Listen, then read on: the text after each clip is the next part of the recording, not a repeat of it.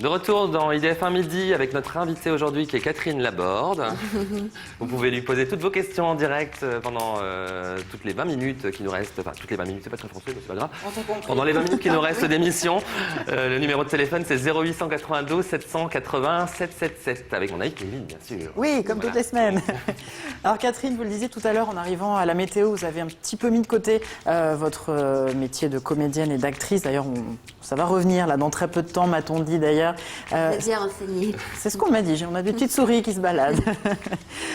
Vous êtes vraiment très contente aujourd'hui de revenir au théâtre, justement, ça vous manquait beaucoup, cette longue pause? Je ne peux pas dire que ça me manquait parce que j'ai vraiment une vie formidable. Donc j'ai beaucoup de chance, j'ai vraiment une vie formidable.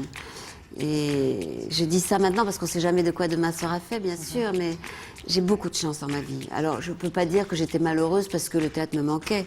Je suis extrêmement heureuse à la météo à TF1. Je trouve qu'on fait un boulot utile. On fait un boulot remarquable, pas parce que nous sommes des gens remarquables, mais parce que Gilles Pétré, Cardoz ont construit cette météo et en ont fait un outil formidable, parce qu'on est intégré dans la rédaction de TF1 et que c'est une rédaction qui marche du feu de Dieu. Donc voilà, moi j'ai beaucoup de chance. Donc je peux pas dire que j'étais malheureuse parce que je faisais pas du théâtre. Juste là, en plus, j'ai fait du théâtre. Je sais pas si je serais heureuse, parce que comme je suis extrêmement traqueuse, je me dis que c'est de la folie. Directement face aux personnes. Je me dis que la veille du spectacle, je vais tout planter là et je vais partir au fin fond de la Russie ou de l'Amérique latine en disant bye bye. Je le fais pas. Je trouve que c'est de la folie de faire ça, mais en même temps. C'est super excitant. Oui, et puis si je fais pas ça maintenant, je le ferai quand, quoi? C'est sûr. Et qu'est-ce que ce sera alors cette pièce? Quand est-ce qu'on pourra vous admirer sur les planches? Alors c'est à partir du 25 octobre au Petit Gymnase. Et c'est un spectacle où je suis toute seule sur scène. Et ça, j'en avais envie parce que je suis toute seule sur scène avec la météo depuis déjà des années. Alors vous me direz, c'est pas du théâtre la météo. Non, c'est quelque chose de très sérieux. Mais quand même, je fais appel sans doute à des ressources dont usent les gens qui sont tout seuls sur scène face au public. Sauf que la météo, j'ai pas de public. Et là, je vais avoir le public. Ah, c'est les yeux rivés droit sur vous. Exactement. Donc c'est un spectacle où je suis toute seule sur scène, mais c'est un spectacle qui est dirigé artistiquement et mis en scène par Liane Folly. Et je pense que c'est sûr et certain que sans Liane, ce projet n'existerait pas. D'abord parce que c'est elle qui en a eu l'idée, et ensuite parce que c'est elle qui fait la direction artistique et la mise en scène. Liane, c'est une entertainer absolument extraordinaire. C'est une chanteuse magnifique, hors du commun. C'est une comédienne magnifique. Et c'est quelqu'un qui, quand elle est sur scène, je ne dirais pas qu'elle est chez elle, parce que ça sous-entend quelque chose un peu pantoufle, alors pas du tout. Quand elle est sur scène, elle est puissance 10 000, quoi. Elle fait vraiment le show. Mais elle le fait de toutes les manières et avec une générosité, une liberté extraordinaire. Alors si je peux, moi, profiter un tout petit peu de ça, des qualités de Liane, je veux dire que c'est que de la chance, quoi. Et alors justement, Liane Folly qui vous imite, c'est une qualité ou pas? Ben oui, parce qu'à partir du moment où je veux dire, c'est ma légion d'honneur à moi d'être imitée par Liane Folly. Mais il y a des gens qui le prennent mal parfois d'être imité. Mais comment je pourrais mal le prendre? En plus, c'est une imitation tellement gentille. Je veux dire, elle est une femme plus jeune que moi, plus belle que moi, plus sexy que moi. Elle m'imite. Je veux dire, je vois pas de quoi je me plaindrais, franchement. Elle est formidable. Elle est formidable. Moi, au début, c'est vrai que ça m'a donné le trac. La première fois que je l'ai vue, elle m'avait invitée au Marigny. C'était avant la folle parencure. La folle parenthèse. C'était la folle parenthèse, voilà. Et là, j'ai eu envie de me cacher derrière le fauteuil du voisin qui était devant moi quand j'ai entendu le générique météo et qu'elle a commencé à m'imiter. Et justement, si regardez les images. Bon, d'accord. Ouais, et ben alors c'est parti, soyons fous, regardez. Bonsoir, bonsoir. Bonsoir à toutes, bonsoir à tous. Nous allons vous parler ce soir du temps qu'il fera ce week-end, c'est-à-dire un temps très très pourri, parce que la France va être vraiment partagée en deux pour le coup.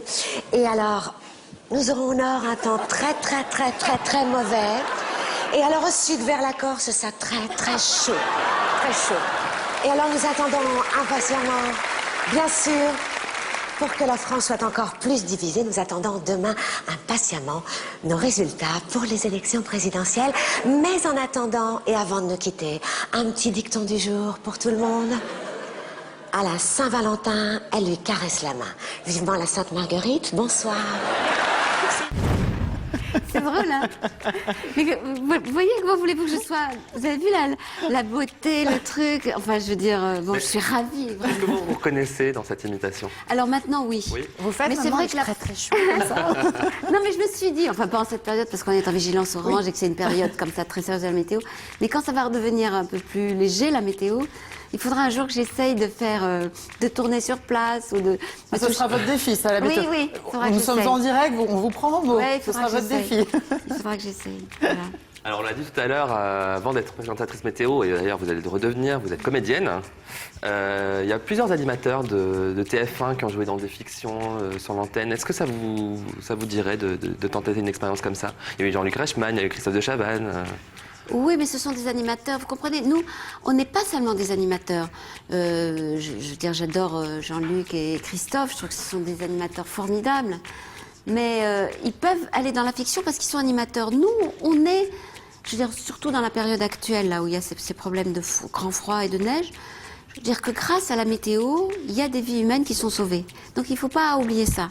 Et c'est pour ça qu'on est à la fois, c'est vrai, dans quelque chose de léger, l'animation de ça, on est aussi dans la rédaction de TF1. Et donc je crois qu'on ne peut pas se permettre trop d'aller dans la fiction et d'être sur la chaîne à la fois actrice et présentatrice météo. En revanche, séparer bien les choses et que je sois sur scène avec un spectacle, je pense que là, il n'y a aucun problème. Mais sur la chaîne elle-même, je crois que ça serait un peu compliqué. Surtout dans une période comme celle qu'on traverse. Et justement, la météo, comment vous allez faire pour vous organiser à partir du 25 octobre quand il y aura ce spectacle? Comment ça va se passer? On s'organise toujours. Vous savez, les comédiens, ils font toujours tout à la fois. Donc vous ne serez pas absente du tout de la météo? Non, pas du tout. D'accord. Non, non, je pense qu'en plus, le spectacle commencera à 21h, donc de toute façon, même avec les directs de la télé, de TF1, ça, c'est pas un souci. Mais c'est gentil de vous intéresser à mes problèmes d'emploi du temps. Alors, vous en avez parlé tout à l'heure, vous avez une sœur qui est journaliste, oui. qui était effectivement, quand vous avez commencé, elle était sur TF1, et ça. après on l'a connue au journal Sur de France 2. France 2, Oui, c'est ça. maintenant elle est sage du CSA. Oui. Est-ce qu'il y a eu un moment où vous vous êtes dit, ce serait bien qu'on travaille ensemble, où ça n'a jamais été évoqué ce sujet? On a travaillé ensemble. À la télévision, en tout oui, cas, hein. On a écrit un livre ensemble. Oui, ça, j'allais vous en parler. Mais c'était... Oui, j'étais déjà à la télé. Oui, oui, j'étais déjà à TF1. Oui, donc j'étais déjà à TF1. On a donc écrit un livre ensemble. Oui, on a pensé, on a eu des projets ensemble. On a eu des projets de talk-show ensemble. On aurait trouvé ça bien. Et puis bon, après, elle a changé de chaîne et alors c'est pas possible de... Oui, c'est plus compliqué, C'est effectivement. plus compliqué, voilà. Eh ben, vous viendrez sur IDF1 faire un talk show, toutes les deux. Et pourquoi pas? Et- Mais quand elle ne sera plus sage au CSA. c'est vrai qu'on n'a pas le droit d'être à l'antenne. Mais sinon, voilà, elle ne peut pas faire les deux pour le moment. Alors, nous avons un appel pour vous, Catherine. Allô, bonjour. Allô, allô. Bon. On vous entend pas? Non, ben, je pense qu'on l'a C'est à cause perdu. du Hein. froid. On va enchaîner, Kevin. Oui, tout à fait. Ça Non, ne pas on nous fera signe. D'accord, bon. Alors c'est vrai qu'on justement parlait de votre sœur, Oui, Françoise Françoise. Laborde. Vous paraissez totalement différentes toutes les deux. Oui. C'est que vous paraissez plutôt timide, réservée, alors que Oui. Françoise Laborde plutôt rentre dedans, plutôt... c'est marrant de vous voir aussi différentes. Oui, mais on se complète comme ça. Je veux dire, on ne va pas marcher sur les plates-bandes de l'autre. On est en effet très différentes. Mais je vous rassure, nous avons les mêmes parents. Nous avons partagé la même chambre jusqu'à l'âge de 12 ans. Voilà, j'ai fait le conservatoire de Bordeaux, elle l'a fait aussi. Elle a été comédienne, Françoise, avant d'être journaliste. Donc voilà, on a habité ensemble pendant plusieurs années. Nos enfants sont très très proches. Les uns des autres, voilà, c'est Ce qui est drôle aussi, bel et c'est bien que ma dans, sœur. ce qui est drôle, c'est que dans plusieurs interviews, vous avez confié que vous n'aviez aucune autorité. Non, Est-ce que c'est vrai? oui, c'est vrai. Vous n'avez jamais de coup de gueule, par exemple? Si, ça m'arrive, mais ce sont des colères inutiles. Vous savez, c'est comme les colères des petits-enfants qui trépignent, qui tapent du pied, et puis bon, on attend que ça lui passe, ou on lui donne une fessée éventuellement. Moi, on ne me donne pas de fessée, mais on attend juste que ça me passe. Mais je n'ai aucune autorité, que ce soit mon homme, mes enfants, mes chats, personne ne m'écoute. Alors- Tout le monde n'en fait qu'à sa tête. Alors, vous dites poster des coups de gueule, mais inutiles. On a retrouvé des images d'un coup de gueule, Oh non. en revanche, qui était utile. Oh non, Vous voyez de quoi il s'agit ou pas? non, je vois pas du tout, puis je Ah bah, vous déteste. dites au non, alors? Mais parce que je ne veux pas me voir en colère, J'aime pas quand je suis en on colère. regarde pour nos téléspectateurs, on ne force pas à regarder l'écran. Regardez, c'était chez Jean-Marc Morandini il y a quelques mois suite à une application sur des téléphones portables. oui, non, mais ça, Là, vous avez c'était- poussé un vrai coup de c'était gueule sur le légitime. plateau Oui. et c'était légitime. Regardez. Est-ce que vous pouvez décider seul de la retirer parce que vous entendez Ah oui, je- les arguments? Oui, je peux. Alors, mais le problème, c'est que je ne suis pas d'accord avec l'argument. Moi, je pense qu'on est en 2011. Les heures sombres de l'histoire française sont passées à 70 ans. Alors, loin de moi, l'idée de dire qu'il faut oublier, on a tous un droit, un devoir, on a tous le devoir de se commémorer ces heures tristes de l'histoire française. Maintenant, en 2011, 70 ans après, j'aurais espéré que les mœurs et les idées aient un peu évolué. Mais non, ils ont pas évolué, c'est bien sûr. scandaleux de dire une chose pareille. Catherine Laborde. Je suis scandalisée, je ne savais pas que ça existait. Je suis scandalisée et je trouve que les arguments sont sordides, quoi. oui, on est dans un cette stigmatisation, je trouve, enfin vous avez tout à fait raison, j'espère que vous allez obtenir gain de cause très vite. Bah, écoutez, moi, parce que la bête immonde, elle est toujours prête à ressurgir. Donc il faut vraiment couper ça à la racine. Je trouve ça incroyablement dégueulasse. Mais c'est dégueulasse. c'est symptomatique du climat ambiant. Attendez, Jean Lévy, allez-y. Oui, il n'y a que en France qu'on se scandalise pour ce genre de choses. Voilà, donc c'était pour une application sur les téléphones par rapport à à la religion. On ne va pas citer Oui. pour pas leur faire de pub non plus. Oui, oui. Non, mais c'est vrai que c'est scandaleux, mais c'est vrai que c'est scandaleux. C'est vrai que il faut savoir que la bête immonde est toujours là, toujours très proche, et qu'il faut essayer de construire sa morale et son éthique et ne pas en déroger. Voilà, oui, c'est vrai. Mais comme vous avez vu, quand je me mets en colère, comme ça part dans les aigus, c'est ridicule, quoi. D'ailleurs, vous étiez en train d'essayer de vous cacher. Oui, non, mais ce que je dis est important, mais la forme, c'est grotesque. Alors, on a retrouvé notre téléspectateur apparemment qui voulait vous poser une question. Allô, bonjour. Allô, Bonjour. Bonjour. Quel est Oui, votre prénom? bonjour. Quel est votre prénom? Doris. D'accord, bonjour Doris. Je vous laisse poser votre question à Bonjour. Catherine Laborde. Oui, c'est pour poser une question à Catherine. Oui, on vous écoute. Je vous écoute, Doris. Oui, déjà, Catherine, je vous trouve très sublime et je voudrais savoir vous avez un secret par rapport à votre accoutrement déjà, J'ai pas compris, mais Secret par rapport à votre voix. Parce que j'ai compris. par non, rapport à votre votre tenue apparence, vestimentaire. votre habillement surtout. Vous êtes toujours magnifique, toujours coquette à vous présenter. Le plus souvent, je m'oblige, au lieu de suivre la météo, je vous regarde tout simplement. Et mes enfants le savent déjà, donc à chaque fois qu'il y a la météo, c'est mes enfants qui me rappellent, maman, c'est ton idole qui passe. c'est vraiment gentil. Et je voudrais savoir quel est votre secret pour être tout le temps toujours bien habillée. Le secret, c'est que je suis devant la caméra et que j'imagine pas forcément que tous les téléspectateurs sont comme vous aussi attachés à la tenue que je porte, que nous portons, mais je sais que c'est important pour les gens qui regardent la télé chez eux. Ils vont se dire « Ah, pourquoi elle a mis du rouge ? Ah, cette robe, c'est bien. Ah, pourquoi elle a mis cette robe jaune ?» Je sais. Donc, j'essaye toujours d'être au meilleur de moi-même. C'est une question de politesse vis-à-vis du téléspectateur. Donc, j'essaye d'être bien habillée. J'essaye d'avoir la tenue qui convient. Alors, vous vous en doutez bien, Doris, j'ai pas une garde-robe qui remplirait tout mon appartement. Donc, on me prête des vêtements. Je vais en chercher. Il y en a qu'on me prête, que je rends, que je rapporte. Enfin, c'est à vrai dire toute une économie en dehors de la météo qui compte pas mal dans ma vie de tous les jours. Comment est-ce que je vais m'habiller pour le bulletin? Et je vous remercie d'y prêter autant d'attention parce que c'est vrai que c'est très important pour moi. En tout cas, c'est avec beaucoup de plaisir que je vous regarde tous les jours. Eh ben, merci beaucoup, Merci Doris. beaucoup. Merci C'est pour très votre appel. plaisir. Merci. Merci. Et autre chose, tout à l'heure, j'ai regardé dans les coulisses, vous ne présentez pas l'émission à partir du tableau qu'on voit derrière vous. Excusez-nous, nous n'avons J'ai pas pas compris compris. votre question. J'ai vu dans les coulisses, quand vous avez montré comment ça se passait dans les coulisses, la présentation de la météo.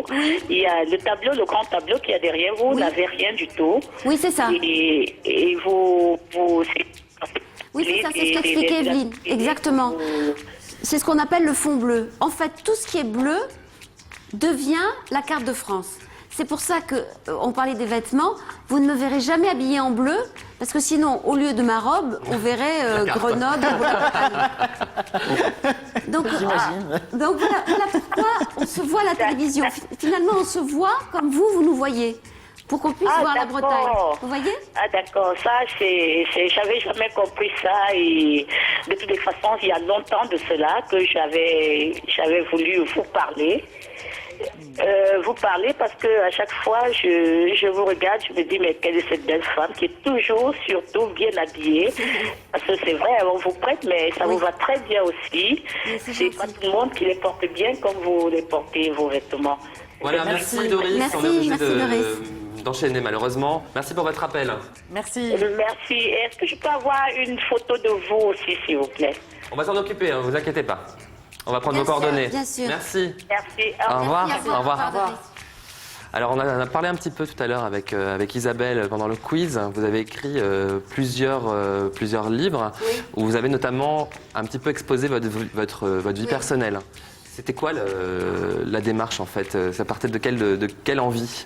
Est-ce que vous m'autorisez d'abord, Ludovic, à dire que le livre que j'ai écrit avec Thomas Stern, Votre compagnon donc? mon compagnon, et qui s'intitule « Si tu ne m'aimes pas, je t'aime », il sort là, La semaine prochaine, en format poche. voilà, dans la collection J'ai lu.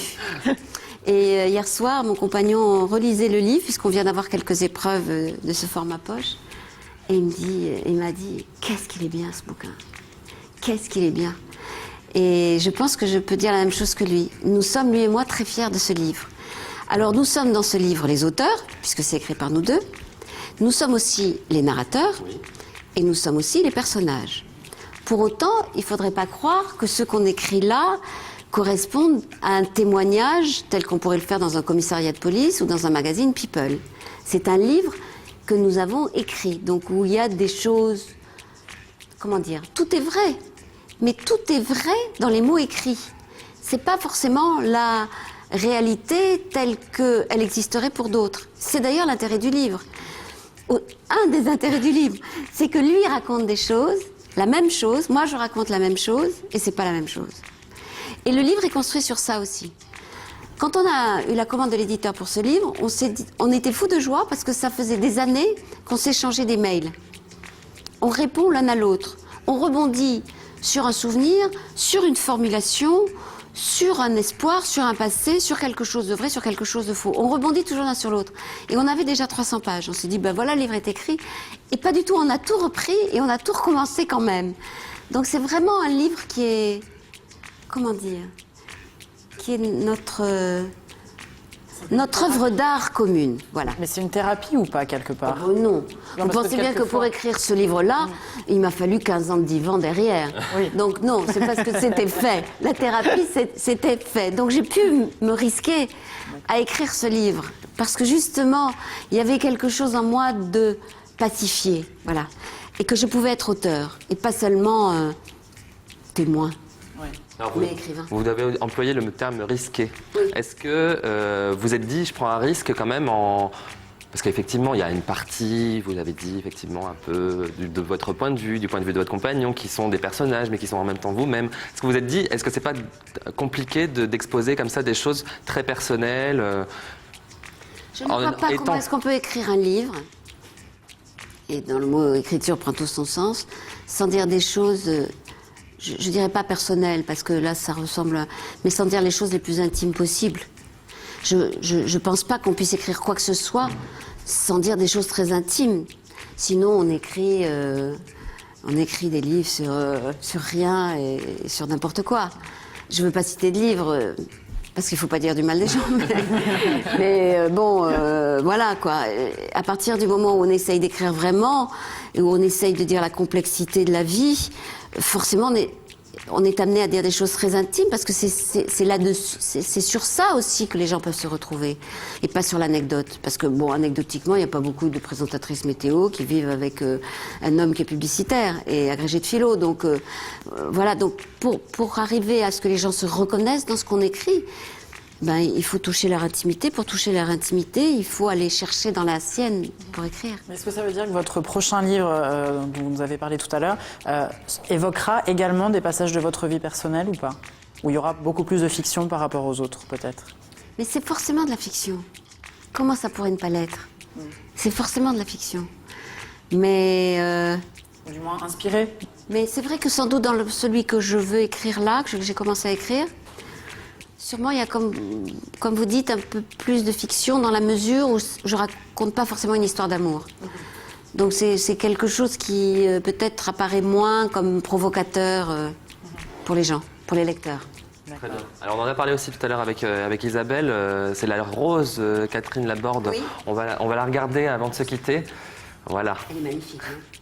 Donc voilà la rose Catherine Laborde. C'est une rose que vous avez créée vous-même en choisissant les couleurs, en choisissant... Non, c'est une rose. On m'a proposé cette rose. On m'a dit, est-ce que celle-là, vous voulez bien qu'elle soit la rose Catherine Laborde? Et ça m'a rappelé les roses qu'il y avait autour de la porte d'entrée chez ma grand-mère quand j'étais petite. C'était ces roses comme ça, très grosses, et avec un peu de jaune et un peu de rose dedans. Et ça m'a rappelé mon enfance et j'ai été très très charmée. Voilà, vous voyez, les boutons sont roses et au fur et à mesure que la fleur s'ouvre, elle devient jaune. Et c'est une rose que les téléspectateurs pourraient ou pas se Bien sûr, procurer oui, quelque oui, part? bien De sûr. quelle manière, vous savez si bien... Il faut écrire chez les horticulteurs et la demander. Bien sûr, oui. D'accord, très bien. Merci beaucoup, Catherine Merci à Laborde. vous, Kevin. Merci beaucoup. On va rappeler donc la sortie de Si tu ne m'aimes pas, je t'aime, Yes. en poche. Yes. Il sort quand? Collection, j'ai lu. Moi, on m'a dit qu'il sortait cette semaine. Cette semaine, Ouais, voilà. c'est ça, tout à fait. Donc semaine prochaine, vous pourrez aller dans toutes vos librairies, il sera Oui. disponible. Oui. Et donc au petit gymnase. à partir du 25 octobre. Voilà, vous avez bien retenu, c'est bien. Et donc la météo à TF1 Et la aussi. météo, évidemment. Avec Evelyne et Louis. Voilà. Très bien, merci Catherine Laborde d'être venue sur notre plateau. Merci à vous, Dans quelques instants, vous avez rendez-vous avec Isabelle 2 et Olivier pour Idée Club. Quant à moi, je vous retrouve lundi à midi pour IDF1 midi. Très bon week-end à tous, ciao. Bon week-end, ciao.